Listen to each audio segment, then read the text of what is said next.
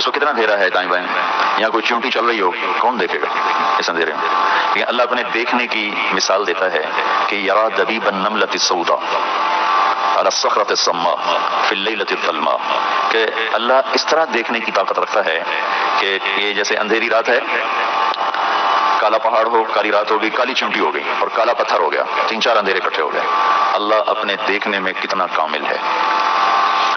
رات کا اندھیرا، چونٹی خود کالی اس کا اندھیرا، پتھر کالا اس کا اندھیرا۔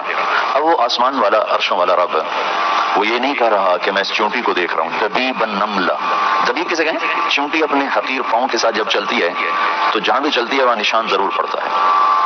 تو اللہ کہہ رہا ہے میرے بندو لاہور والو، میں وہ رب ہوں جس کا دیکھنا اتنا کامل ہے کہ کالی رات میں کالے پہاڑ پر، کالے پتھر پر، کالی چونٹی کے چلنے سے جو لکیر پڑتی ہے تیرا رب وہ بھی دیکھتا ہے۔ تو کتنا طاقتور دیکھنا ہے اس کا۔